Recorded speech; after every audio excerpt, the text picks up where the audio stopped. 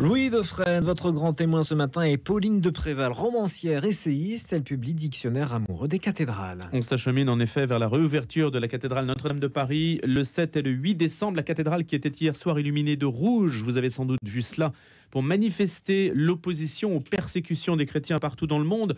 On en parlera d'ailleurs demain avec l'aide à l'église en détresse et un prêtre venu du Burkina Faso.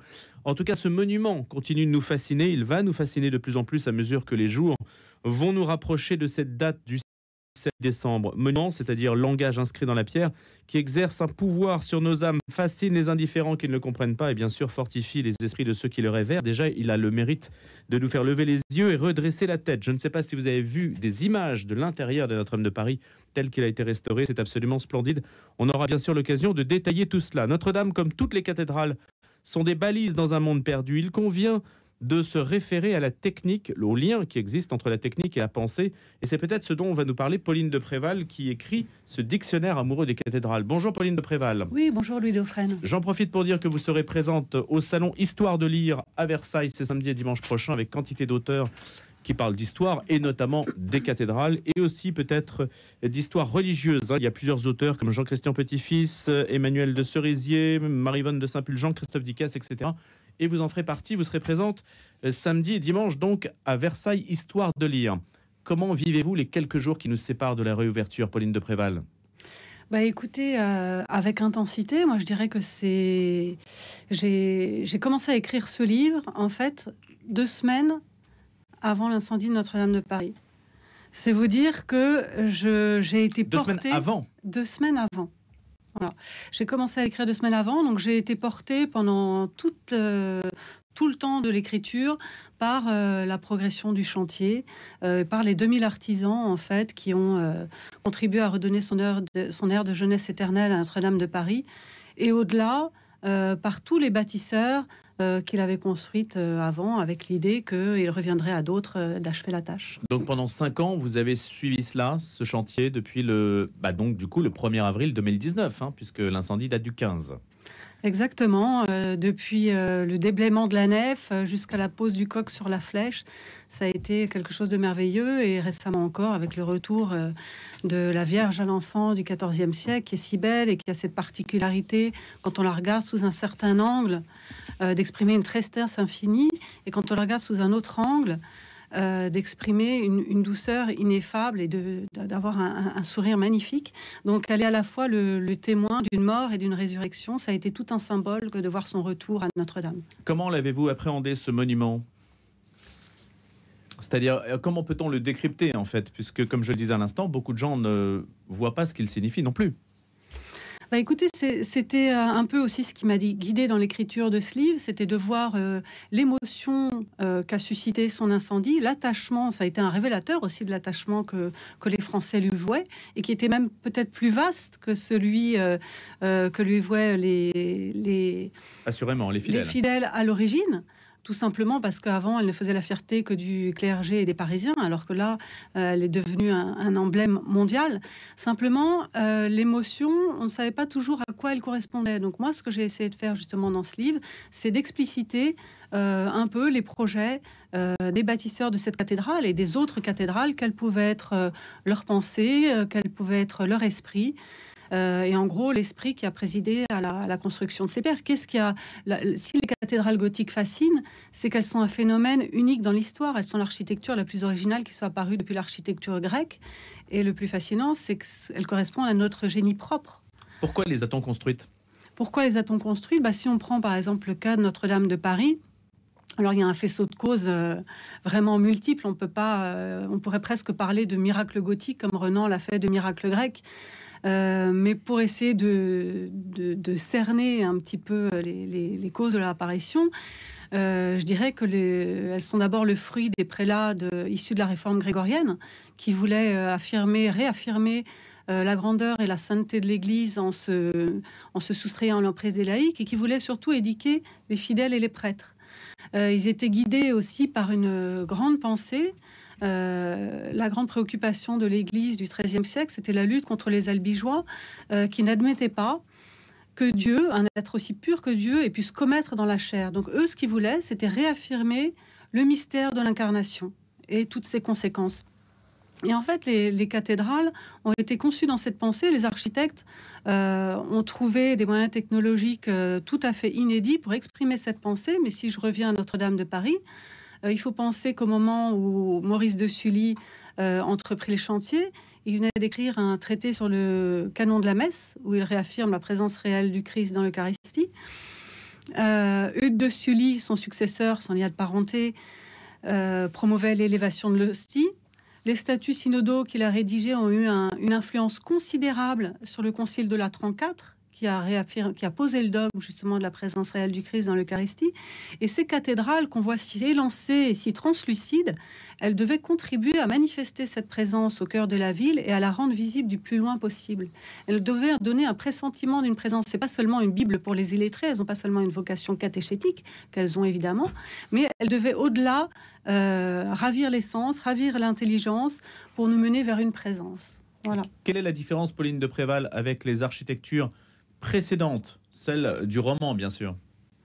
L'architecture romane était bien plus sombre, ne serait-ce que parce qu'elle devait voûter. Il y avait des moyens de voûtement qui étaient autres. Mais je dirais que la technique, finalement, ne fait que suivre la pensée. Il y a dans l'architecture romane, il y a dans l'architecture gothique un besoin d'expliciter les mystères de la foi, qui était plus implicite dans l'architecture romane, c'est-à-dire les construisait par masse, c'était des églises qui pouvaient être sombres, dans lesquelles on pouvait conserver le sens du mystère. Et il y avait presque une présence infuse de Dieu en elle, c'est-à-dire on y sent un Dieu qui assume si bien les pesanteurs de la terre qu'il la transfigure de l'intérieur. Ce sont des églises qui nous amènent à chercher Dieu en nous plutôt qu'à l'extérieur de nous. À l'époque gothique, il y a quand même un changement de pensée. On sort d'une vision platonicienne du monde pour entrer dans une vision aristotélicienne. Et le monde est de moins en moins un lieu de théophanie. La présence de Dieu est de moins en moins évidente. Il faut aller la chercher ailleurs. Cet arrachement des cathédrales gothiques, elle dit aussi qu'on cherche un Dieu plus haut, plus loin. Il y a un peu quelque chose de cet ordre-là dans les lancements des cathédrales gothiques. Il y a des faisceaux multiples d'explications, comme vous le voyez. Donc c'est un jaillissement, un surgissement vers un ailleurs, vers un monde qui se dilate dans une autre dimension, alors que le roman nous laisse sur une forme d'intimité. Il y a une forme d'intimité, alors que quand on voit par exemple la cathédrale de Beauvais, si on voit ce chœur, on se casse presque le cou à devoir suivre ces lignes ascendantes. 78 mètres. Voilà, donc on a l'impression de courir après un Dieu qui aurait quitté la terre après l'avoir créée, en fait. Donc c'est ce qui fait aussi que les romantiques, on peut y voir un élan de la foi, un arrachement pour aller vers Dieu, mais un Dieu qui n'est plus présent finalement, et que Jeanne Viollet-le-Duc a pu y voir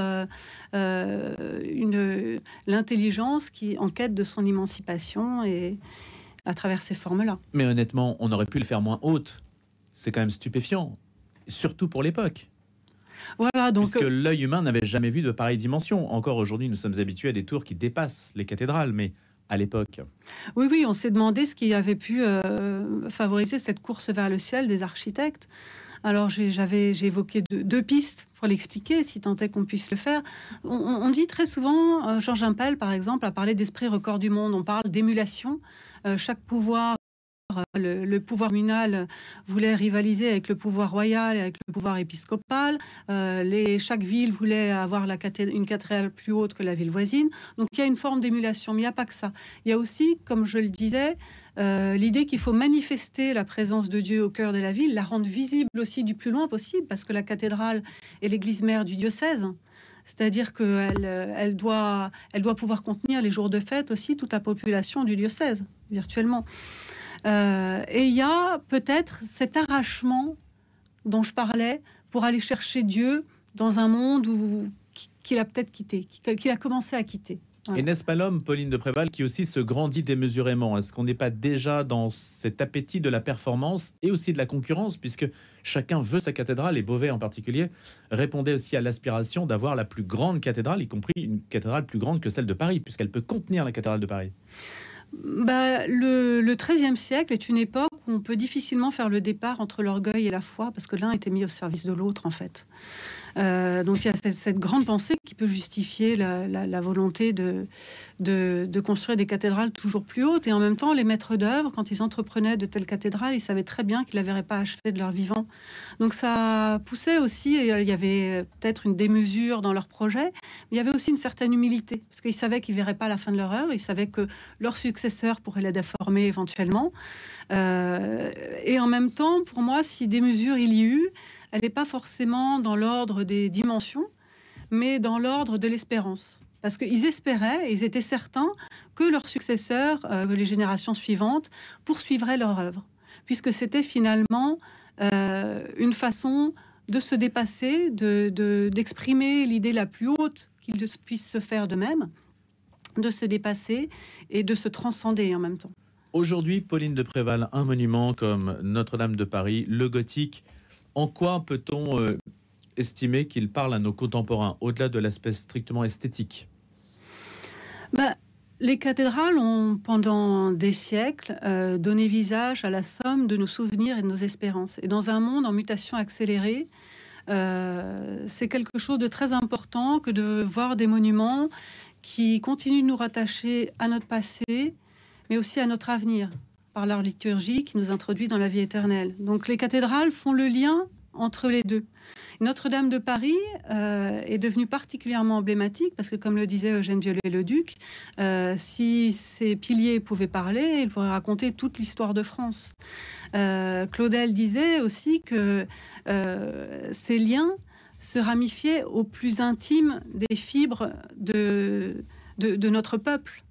Donc, elle ne fait qu'un avec notre histoire. Et elle a cette particularité en France d'unir la mémoire chrétienne et la mémoire post-révolutionnaire qui l'y a suivie. Donc, elle est devenue un monument emblématique. C'est ce qui fait aussi que sa destruction a pu choquer autant, en fait. Pauline de Préval, la plus petite des cathédrales en France, 750 mètres carrés, c'est celle d'Ajaccio où Napoléon a été baptisé et où le pape François se rendra peut-être bientôt. Vous y avez été? Non, j'avoue que non. Et pourtant, il y en a beaucoup des cathédrales en France. Enfin, pourtant, il y en a 160. Hein. Il y en a, oui, officiellement, À selon le ministère de la Culture, Latine. 157. Si on prend un site comme G Catholique, il y en a 180. Il est difficile de les comptabiliser entièrement, mais il y en a 93 qui sont encore en service, plus une rattachée au diocèse de Narmé, une autre aux missions étrangères. Donc il y a un nombre considérable de cathédrales, j'en ai vu beaucoup. Il y en a 4000, près de 4000 dans le monde, cathédrales toujours en service et anciennes cathédrales. Il y a aussi des cathédrales en ruine. Donc il est évident que je ne pouvais pas voir toutes les cathédrales et parler de toutes les cathédrales. Par ailleurs, c'est un dictionnaire amoureux dont le principe est de donner à aimer ce qu'on a soi-même aimé. Donc moi, ce que j'ai aimé dans l'écriture de ce livre, c'est que c'était une écriture incarnée, et je pense que notre époque a aussi besoin de paroles qui soient vécues, qui soient senties. Il y a 1000 auteurs, 1000 spécialistes qui ont très très bien écrit sur les cathédrales, sur leur forme, sur leur histoire. Moi, je voulais simplement parler de ce qu'elle m'avait apporté personnellement, de ce que je pouvais partager avec mes lecteurs, et de ce qu'elle pouvait apporter éventuellement à d'autres. Et comme le disait Charles Péguy, les cathédrales sont un réservoir sans fin pour les temps nouveaux.